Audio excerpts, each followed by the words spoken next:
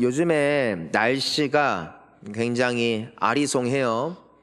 원래 이맘때쯤 되면은 굉장히 습하고 더워서 이제는 열대야를 맞이하게 되고 사람들이 굉장히 힘들어하는 시기인데 올해는 조금 다릅니다. 이 장마도 뭐 7월에나 시작한다고 하고 요즘에는 찬 공기가 위에 상류층을 이렇게 덮고 있고 또 시원한 바람이 불고 또 건조하다 보니까 요즘 곧 여름이 다가온다는 것을 우리가 잊을 만큼 굉장히 쾌적하고 신선한 날씨를 우리가 느끼고 있습니다. 어떤 분들은 우리나라 날씨가 매년 이랬으면 좋겠다라고 말하는 분들도 있을 만큼 그런 때를 우리가 보내고 있어요. 그런데 우리가 이것을 통해서 분명한 경고가 있다는 것을 알고 있죠. 그건 뭐냐면 지구가 조금 이상하다 이겁니다. 기후가 바뀌어 간다는 것입니다.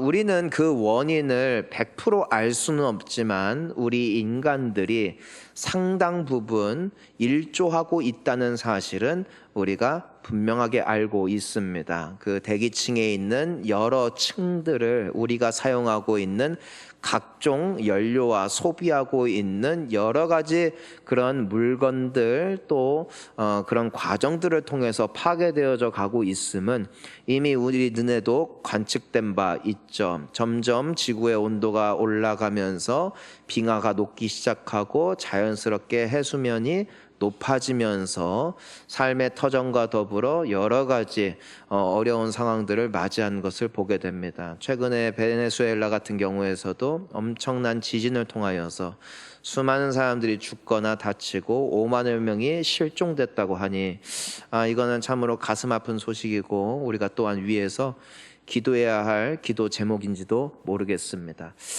요즘에 일본에서의 소식도 들었는데 태풍이 너무 세게 와가지고 많은 사람들이 죽거나 다치고 또 피해 입은 지역들이 점점 확산되고 있다는 소식입니다. 이제 우리나라도 매해마다 이 장마 시즌이 되면은 여느 때와 같이 또 태풍이 찾아와서 많은 사람들이 긴장하고 불안해하고 두려워할 수밖에 없는 것을 우리는 잘 알고 있어요. 그런데 우리가 한 가지 기억해야 되는 것이 있다면은 이 태풍과 같은 이 자연재해가 절대로 재해만은 아니더라는 것입니다.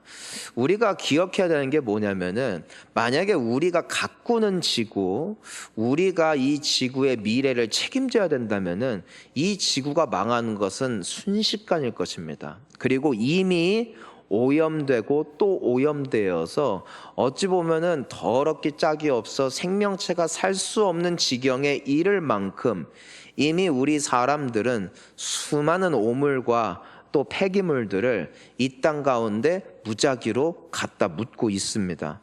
그런데도 여전히 맑은 하늘이 있는 거, 여전히 맑은 물이 있는 거, 그리고 여전히 맑은 대지가 존재할 수 있는 데는 굉장히 결정적인 역할을 하는 것이 있다는 것인데 그게 바로 태풍이라는 것입니다.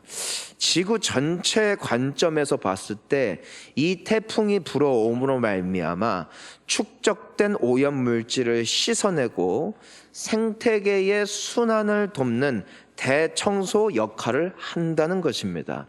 그래서 우리가 보면은 사실 공장에서 이 연기 떼오는 거 보면은 이 지구는 이미 사람이 숨 쉴 수 없는 지경에 이르러야 정상입니다마는 이 태풍이 불어옴으로써 대기 오염 물질을 세정합니다. 그리고 막혀 있는 공기의 흐름을 이 태풍이 자연스럽게 대규모로 순환시켜 줌으로 말미암아 온 세상에 있는 사람들이 숨을 쉬며 살아갈 수 있게 해줍니다. 하천과 지면의 오염 물질을 씻어주고요. 사람이 한 게 아닙니다. 우리가 거스를 수 없는 태풍이 말입니다. 게다가 해양의 녹조 및 적조 현상들을 해소시켜 줌으로써 이 바닷속의 생물들이 이와 같은 자연에 좋지 않은 상황으로 말미암아 산소가 공급되지 않을 때에 태풍이 싹 다 뒤집어 버림으로 말미암아 충분한 산소가 해양에 공급됨으로써 그 해저에 살고 있는 생물들이 여전히 살아 숨쉴 수 있게 된다라는 것을 우리가 볼 수 있습니다. 따라서 태풍이라는 것이 눈으로 보았을 때는 굉장한 재해 같지만 이 지구를 지탱해주고 유지하는 데 있어서 반드시 필요한 요소라는 것을 우리가 보게 됩니다. 왜요? 깨끗하게 씻어주기 때문이에요. 이와 같은 행성에도 이러한 자연의 그 과정을 통하여서 우리가 먹고 살고 숨 쉴 수 있는 공간이 되어지는 법인데 우리 인생 역시도 마찬가지더라는 것입니다. 사실 사람이라는 것이요, 마치 이 지구와도 같아서 결국에는 지구를 오염시키는 주범이 인간이듯이 인간의 삶과 더불어 그 영혼을 더럽히는 주범 또한 인간일 수밖에 없습니다. 우리는 학교에서 교육을 받아요. 쓰레기를 버리지 말자, 이상한 거 태우지 말자. 여전히 잘 태우고 있고요. 여전히 막무가내로 버리고 있고요. 여전히 잘못된 방향을 향해서 나아가는 사람들이 많이 있습니다. 알아서 하거나 몰라서 안 하는 게 아니라 끊임없이 인간이라는 존재는 자신의 편의와 눈앞에 보이는 좋은 것을 선택하는데 급급하더라는 것입니다. 그러다 보니까 자연 환경도 그런데 우리의 영혼, 우리의 마음, 우리의 정신 역시도 어느샌가 오염이 되어지고 그로 말미암아 수많은 좋지 않은 결과들이 나타나더라는 것이에요. 사람의 인생을 책임진다는 것은 마치 인간이 지구를 책임져야 된다라는 말과 다를 바가 없는 것이에요. 무슨 말이냐?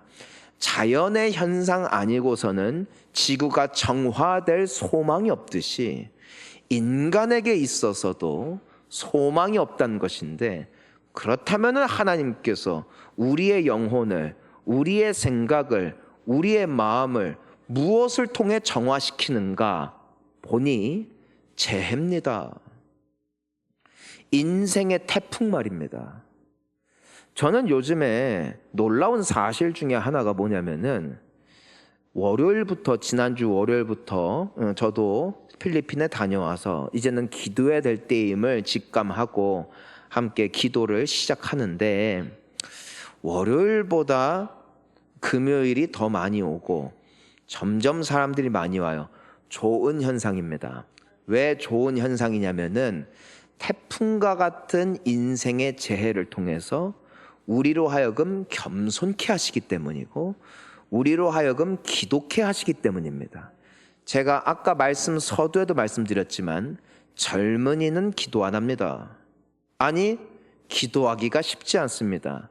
건강한 사람, 부요함을 축적한 사람은 보통 하나님을 찾지 않습니다. 아니, 찾기가 쉽지 않습니다. 왜 그러합니까? 인간이기 때문입니다. 인간은 스스로 하나님을 찾지도 않고 찾을 수도 없습니다. 근데 희한하게도 교회에 오는 분들 중에 젊은 분들도 있습니다. 눈으로 보기에 건강해 보이는 분들도 있습니다. 내가 알기에도 부요한 사람들도 있습니다. 그럼에도 교회에 오는 사람들에게는 한 가지 공통점이 있습니다. 그것은 인생의 풍랑이 있다는 것입니다. 근데 그 풍랑이 말입니다, 우리로 하여금 하나님을 찾게 하고 하나님께 간절하게 하고 하나님께 기도하게 하는데 그것이 우리로 하여금 결국에는 복이 되게 하시더라는 것이죠. 우리의 영혼을 정결케 하시더라는 것이에요. 우리로 하여금 하나님 앞에 겸손하게 엎드리며 살게끔 하시는데 이것이 결과적으로 우리를 복된 길로 인도하는, 합력하여 선을 이루시는 하나님의 방법인 줄을 믿습니다. 오늘 우리가 기억해야 되는 것은 나의 인생과 국가와 더불어 이 교회의 수많은 환우분들, 또 괴로움과 고통 가운데 있는 분들이 있음은 우리가 영적으로 봐야 된다는 것이에요. 이것은 풍랑이라, 이것이 우리를 정결케 한다. 하지만 원인도 있다는 것입니다. 이 풍랑은 어디서 오냐는 것입니다. 우리가 겪고 있는 아픔과 괴로움은 다 어디서 오냐는 것입니다. 여러분, 제대로 된 명의와 또한 돌팔이에게는 한 가지 절대적인 차이가 있어요. 명의의 역할은 뭐냐면은 질병의 원인을 다룬다는 것입니다. 즉, 당장 눈앞에 보이는 현상만을 막는데 급급한 것이 아니라 그 현상이, 그 증상이 어디서부터 왔는가를 파헤치고 그 증상을 해결하기 때문에 당장에는 시간이 걸리는 것 같고 당장에는 효력이 없는 것 같지만 결과적으로 그 모든 것들을 뿌리채 뽑는 데 있죠. 돌팔이의 특징은 반대입니다. 그들은 원인은 덮어둔 채 증상만 해결합니다. 그래서 당장 효력이 있기 때문에 사람들에게 인기가 있을 수도 있고 입소문이 날 수도 있겠습니다. 하지만 시간이 지나면 똑같은 원인 때문에 똑같은 증상을 반복하며 살게 됨으로써 제대로 된 치료가 아니라는 사실을 깨닫게 되는 법인 것이죠. 여러분, 우리가 인생을 살면서 굉장히 중요한 게 있어요. 잘 들으셔야 됩니다. 우리가 겪는 분열의 아픔, 우리가 겪는 질병의 아픔, 그리고 우리가 살아가면서 눈물 흘릴 수밖에 없는 수많은 부딪힘과 괴로움에는 원인이 있다는 거예요. 그 원인이 뭔 줄 아십니까? 죄입니다. 자, 따라할까요? 죄. 원인이라고요, 그게. 우리가 왜 살면서 바쁜 줄 알아요? 우리는 증상을 없애려 하거든. 당장의 관계의 문제, 당장의 물질의 문제, 그건 증상이라고. 우린 증상을 덮어버리고 증상을 해결하면 문제가 해결된 줄 알아요. 그건 큰 착각이에요. 죄의 문제가 해결되지 않으면 결국 또 다른 문제가 우리 인생 가운데 찾아오게 되어 있고 결국에는 망합니다. 우리 신앙인들에게 하나님께서 주시는 기회는 여기에 있어요. 여호와께 돌아가자. 그가 우리를 싸매실 것이요 치유하실 것이고. 무슨 뜻이냐면은 죄의 문제, 원인을 해결하신다는 겁니다. 원인이 끊어지면, 근원이 끊어지면 결국에는 맑은 물이 흐릅니다. 오염물질이 흐르는 관이 막히면은 자연스럽게 맑은 물이 된다고요. 아무리 맑은 물을 쏟아부어도 더러운 물이 동시에 흐르면은 그 물은 깨끗해지지 않듯이 죄의 문제가 해결되지 않은 인생, 너무 똘똘하여, 너무나 참신하여, 너무나 재빨라, 당장 보이는 현상들을 즉각 해결할 수 있는 능력의 사람이라도 할지라도 그 인생에는 끊임없이 오염물질이 흐를 수밖에 없음을 우리는 기억해야 합니다. 하나님께서는 니느웨를 향하여 심판을 예고하셨고 이미 작정을 하셨습니다. 하나님께서 벌 주기로 작정하시면, 하나님께서 심판하기로 작정하시면 피할 자가 없는 것이고 싹 다 망하는 거예요. 오늘 그럼에도 불구하고 이 니느웨 사람들이 멸망하지 않은 원인은 하나입니다. 이 사람들은 악인들입니다, 여러분. 그들이 가지고 있는 부유함과 그들이 가지고 있는 힘을 사용하여서 주변 사람들을 괴롭히고 그들을 죽이고 그들을 비참하게 만들었던 사람들, 그들은 하나님께 벌을 받아 마땅한 사람들이에요. 그렇지만 하나님께서 그들에게 내기로 작정하신 그 형벌을 그들이 받지 않은 이유는 딱 하나입니다. 그들이 가장 탁월한 선택을 했기 때문이에요. 그 탁월한 선택은 주변 국가에 가서 미안하다고 싹싹 빌고 앞으로 착하게 살아야지 마음을 먹은 데 있는 것이 아니라 가장 먼저 그들이 누구에게 돌아갔다는 것일까요? 하나님께 돌아갔다는 겁니다. 여러분, 내가 가지고 있는 적대감 있죠? 여러분, 누구 미워하죠? 여러분, 나라에 대해서 요즘에는 그런 용어도 잘 안 쓰는데, 사람들 툭 하면은 뭐 헬조선 그리고 또 우리 뉴스 보면서 뭐 정치인들 욕하고 막 하는 그 사람들만 보면 막 화가 나고 막 그 사람들만 없으면 이 지구가 잘 돌아갈 거고. 여러분, 그 마음 어디서 온 줄 아세요? 그 마음 어디서 왔을까요? 우리는요, 바보 같아서 그 원인이 나로 하여금 승질나게 만든 저 사람들에게 있다고 생각해요. 그렇지 않아요. 그렇게 보는 죄에 있습니다. 죄의 특징이 있어요. 그건 바로 참소하는 거거든요. 정죄하는 거거든요. 이 사탄의 특징이 있단 말입니다. 죄의 근원인 사탄 말입니다. 사탄은 끊임없이 우리를 정죄하고 끊임없이 우리를 고소하고 끊임없이 우리의 잘못을 들춰냅니다. 모든 원인을 상대에게 돌립니다. 그것이 바로 처음 죄가 들어왔을 때 인간 사이에 이루어졌던 일들이죠. 아담은 여자를 욕했고 여자는 남자를 욕합니다. 정말 그들이 문제일까?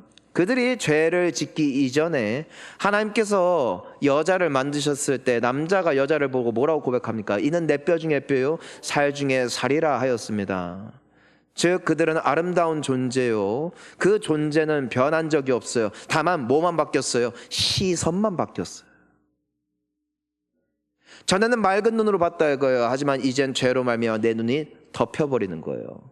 빨간색 안경을 쓰면 세상이 빨갛게 보이고 파란색 안경을 쓰면 온 세상이 파랗게 보이듯이 죄가 들어와 죄의 안경이 나의 시야를 덮어버리니까 모든 것들이 악하게 보이고 모든 것들이 저주로 보이고 모든 것들이 미워 보이고, 여러분들 안에 있는 그 정의라 말하는 것들이, 여러분들이 말하는 저 사람들이 문제라 말하는 그 모든 판단의 원인이 여러분들이 말하는 그 상대방에 있는 것이 아니라 나의 죄성에 있다는 사실을 기억하는 자가 복이 있을지어다.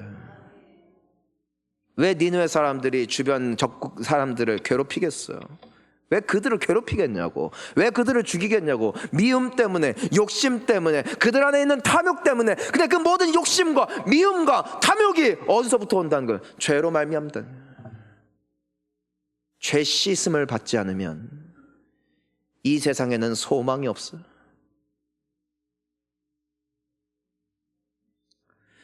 니느웨 사람들이 하나님 앞에 나아가 간절히 회개했어요. 죄 씻음을 받기를 그들은 간청했다고. 우리가 성경에 보면 하나님께서 그들이 회개함과 또한 뭐라고 되어 있냐면 악한 행실에서 떠난 것을 보시고 그들을 사해줬다. 그들이 왜 악한 행실에서 떠났을까? 죽이고 때리고 욕하고 서로 원망하던 그 악한 행실에서 왜 떠나갔을까? 그 원인인 죄의 문제가 처리가 되니까 그들이 아름다운 형상으로 되돌아간다. 거짓말하지 말아야지, 욕하지 말아야지, 미워하지 말아야지. 이것을 성경이 뭐라고 말하는 줄 알아요? 율법이래요. 율법을 지킬 자가 없어요. 뭐 때문에? 죄 때문에. 미워하지 않기를, 원망하지 않기를, 죄를 짓지 않기를 열심을 내는 것이 신앙이 아니라 죄 씻음의 은혜를 받는 것, 죄의 문제를 해결받는 것, 그것이 신앙의 급선무입니다. 더러운 원인에 끊어지면 우리는 맑아집니다. 그리고 그 인생에는 아름다운 주님의 축복이 깃들게 되어 있음은 너무나 자연스러운 영적 원리라는 것입니다. 그러니 사랑하는 성도님 여러분, 우리가 겪고 있는 온갖 고통과 괴로움의 현상과 증상을 해결하려 하기 이전에 죄의 문제 해결받기를 축원합니다. 그러면 100% 살아난다. 별짓을 다해도 이 근원이 끊어지지 않으면 우리는 모든 것을 갖추고도 평생 미워하며 살 수밖에 없음을 우리는 기억해야 할 것입니다. 하나님께서는 이사야 선지자를 통해서 타락하고 그로 말미암아 괴로움과 미움과 질투와 원망 가운데 사로잡혀 살고 있는 이스라엘 백성들을 향하여 이리 말씀을 하십니다. 자, 이사야서 1장 18절 말씀 함께 읽겠습니다. 시작. 여호와께서 말씀하시되 오라 우리가 눈과 같이 휘어질 것이요 진홍같이 붉을지라도 양털같이 희게 되리라. 아멘. 여러분, 하나님께서는 이미 이스라엘 사람들에게 수차례 경고했어요. 니네 이렇게 가면 망한다. 니네 이렇게 가면 망한다. 계속 가는 거예요. 망하게 됐어요. 그럼에도 하나님께서는 그들에게 또다시 기회를 주신다. 하나님의 초청은 굉장히 단순해요. 뭐라고 말씀하세요? 오라 했어요. 자, 따라가. 오라. 하나님의 초청은 언제나 단순해요. 내게 오라 이거예요. 예수님의 초청도 단순해요. 수고하고 무거운 짐 지는 자들아 다 나에게 오라 이거예요. 오라. 주께 나아가는 자는 살아날 것이고, 주께 나아가는 자는 그 죄의 문제가 해결될 것이고, 주께 나아가는 자는 정결한 옷을 입고 주님의 복을 받을지어다. 모든 죄의 문제가 깨끗하게 씻음 받을지어다예요. 주께로 나아가는 자만이 살게 된다는 것입니다. 네 죄가 아무리 더러워도, 아무리 붉을지라도, 붉다는 건 피를 많이 흘렸다는 거예요. 피를 많이 흘렸다는 것은 주변에 있는 사람들에게 너무 몹쓸 짓도 많이 했다는 것이에요. 여러분, 우리 중에 깨끗한 자가 있을까? 없습니다. 우리는 그 죄의 값을 치르고 삽니다. 죄의 삭은 사망입니다. 하지만 주님은 우리에게 오늘도 초청하십니다. 오라 하십니다. 자, 보세요. 그러면은 하나님께 가는 자, 하나님께 간청하는 자, 하나님 날 좀 살려주세요 부르짖는 자, 주님 내 죄가 너무나 큽니다, 이 근원 좀 하나님께서 해결해 주세요 하는 자에게 주시는 약속이 있어요. 19절 함께 읽습니다. 시작. 너희가 즐겨 순종하면 땅의 아름다운 소산을 먹을 것이요. 어떻게 순종하면요? 즐겨 순종하면. 그러니까 막 또 기도하라고 하네, 또 예배 가라고 하네, 부모님 때문에, 배우자 때문에, 이거 봉사 때문에, 오늘도 가야 되네. 그 사람들은 절대로 아름다운 소산을 먹지 못합니다.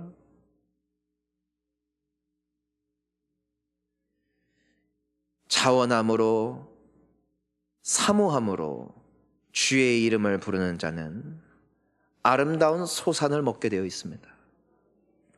여러분, 우리가 왜 하나님을 찾을 때 기쁨과 즐거움으로 하나님을 찾지 못하는 줄 아세요? 혹시 그런 분들 계시면은 원인은 하나입니다. 뭘까요? 죄입니다. 아담과 하와가요, 죄를 짓기 전에는 하나님과 되게 친했어요. 하나님과 교제하고 하나님을 만나는 일상이 그들에게 있어서는 최고의 축복이에요. 하나님이 너무 좋아. 근데 죄가 들어오니까 그들이 하나님을 찾아요, 피해요? 피해요. 여러분, 혹시 기도하는 거 즐거워요, 괴로워요? 즐거운 자는 복이 있습니다. 왜요? 그건 내가 하나님과 가깝다는 뜻입니다. 내 사람이 죄가 많을수록 기도하기가 힘듭니다. 예배하기도 힘듭니다. 안 조는 것이 예배의 유일한 목적이야. 오늘은 자지 않으리. 어제 9시부터 잤어. 희한하게 교회만 오면 주님이 날 안아주는 것 같아. 어기둥둥 해주는 것 같아. 희한해. 교회만 오면 막 눈이 감기고, 막 목사님 목소리만 들으면 막 성령이 임하셨는지, 또 성경의 이상한 말씀 인용하고 하나님이 사랑하는 자에게 잠을 주시도다, 막 그런 말씀 인용해가지고, 하나님 죄입니다. 죄. 주님께 돌아가는 자가 복이 있을지어다. 원인이 끊어지면 저주는 자연스럽게 소멸되는 것이고 살아나는 거예요.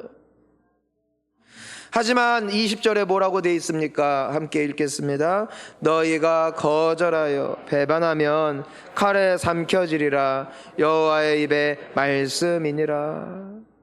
이렇게 말해도 죽어도 주님을 안 찾는 사람, 죽어도 하나님을 바라보지 않는 사람, 모든 문제들을 내 힘으로 해결하려는 사람, 여러분, 그들은 결국에는 슬피 울게 되어 있다는 것이에요. 소망은 하나님께 있고 구원은 여호와께 속했다는 사실을 우리는 절대로 잊지 말아야 할 것입니다. 여러분들 중에는 의아한 분들도 있을 거예요. 나 교회 왔는데, 나 기도하는데, 나 예배도 드리는데, 그렇다면 내 마음은 왜 이래? 내가 언제 교회를 떠났어? 내가 언제 종교를 바꿨어? 내가 언제 하나님을 싫다고 했어? 멀리 했어? 근데 나에게는, 그렇다면 왜 이런 문제가 있을까? 예수님께서는 우리에게 영적 세계를 깨닫게 하시려고 여러 가지 비유들을 우리에게 말씀하여 주셨는데, 그 중에 우리에게 알려진 위대한 비유 중에 하나가 바로 탕자의 비유입니다. 근데 여기에는 두 가지 종류의 영적 죽음을 보여줍니다. 우리가 잘 알고 있는 한 사람은 탕자예요. 탕자. 이 탕자는 아버지의 소유 갖다가 다 팔아먹고 막 아버지 떠나서 고생이란 고생 다 하다가 결국에는 아버지께 돌아와 아버지께 용서를 받았다. 우리는 보통 탕자의 비유라 말합니다. 그런데 놀랍게도 이 비유에는 탕자가 2명입니다. 그러면 두 번째 탕자가 누굴까? 첫째 아들이라는 것입니다. 자, 보세요. 첫 번째 아들은 아버지를 떠난 적이 있을까 없을까? 없어요. 늘 아버지 집에서 아버지의 일을 도우면서 아버지와 함께 해요. 그런데 그 둘째 아들이 나갔다가 완전히 빈털터리가 돼가지고 돌아온 모습을 보고, 그럼에도 불구하고 아버지가 용서해주는 모습을 보고 이 첫째 아들이 화가 났어요. 화가. 어떻게 저딴 놈을 받아줄 수 있느냐? 너무 분노했어요. 그러면서 어떻게 저런 자식을 위해서 잔치까지 베푸냐? 당신이 나한테 해준 게 뭐냐라고 말합니다. 여러분, 이것이 보여주는 바가 뭔 줄 아세요? 몸은 가까이 있었으나 마음은 떠나간 사람. 여러분, 부부가 다 가까워요? 아니요. 몸은 가깝지. 같이 잠도 자지. 그렇지만 가까운 것과는 다른 겁니다.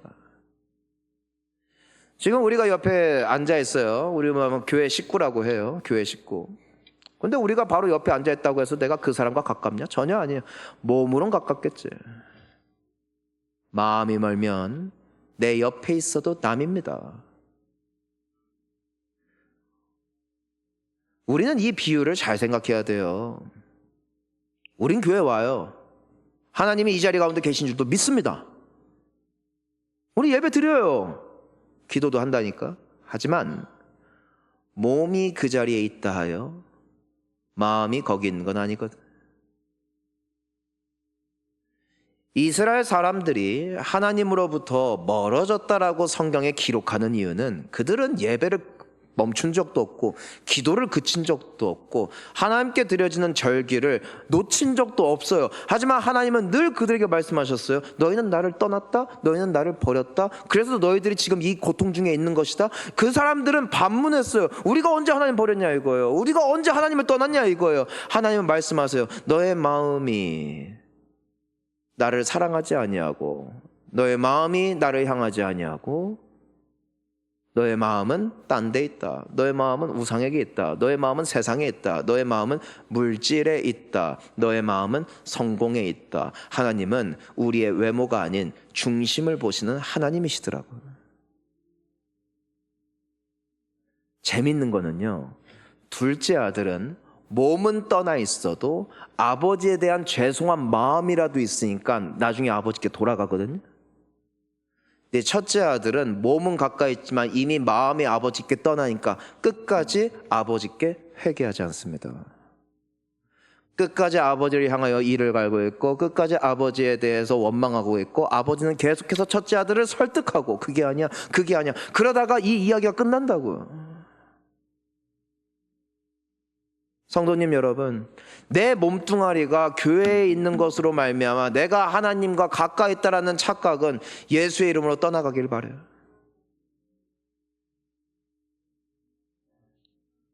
이 니느웨 사람들이 회개할 때 보면은 그들이 옷을 찢고 죄를 뒤집어 쓰고 하나님 앞에 엎드립니다. 이것은 단순히 겉모습으로 흉내내고 쇼하는 것이 아니라 그들의 마음이 하나님께 돌아갔다는 거예요.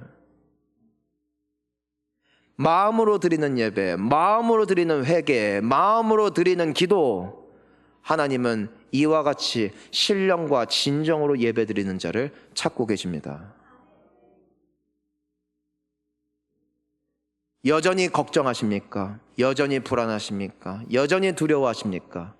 여호와께 돌아가는 우리가 되어질 때 하나님은 우리를 살리실 줄 믿습니다.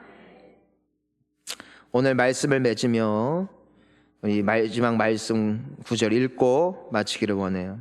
시편 145편 8절과 9절 함께 읽겠습니다. 여호와는 은혜로우시며 긍휼이 많으시며 노하기를 더디하시며 여호와께서는 모든 것을 선대하시며 그 지으신 모든 것에 긍휼을 베푸시는도다. 아멘. 기억하세요. 하나님은 한 번도 우리를 버린 적이 없고 하나님은 한 번도 우리를 저주하신 적도 없습니다. 하나님의 팔은, 은혜의 손은 언제나 우리를 향하고 있고 우리에게 주기를 원하시고 베풀기를 원하시고 살리기를 원하시는 하나님이십니다. 하나님을 떠난 건 하나님이 아니라 우리입니다. 하지만 주님은 오늘도 기다리십니다. 그분은 과거를 묻지 않으십니다. 과거를 따지지 않습니다. 누구라도 오라. 내가 너희를 쉬게 하리라. 내가 너희를 치유하리라. 내가 너희를 죄로부터 깨끗이 씻어주리라. 오늘도 그분 품 안에서 나의 모든 이 죄의 근원이 죄가 끊어지고 더럽혀질 때마다 주님을 찾음으로 그 모든 것들이 깨끗하여짐으로 말미암아 나의 인생에 불순물과 더러운 죄의 오염물질들이 흘러오는 인생이 아니라 하늘로부터 부어지는 신령하고 맑은 은혜의 샘물이 우리의 인생 가운데 차고 넘침으로 즐거움과 기쁨과 감사와 사랑으로 풍성한 저와 우리 모든 성도님들 되실 수 있기를 예수님의 이름으로 축원합니다. 함께 기도하시겠습니다.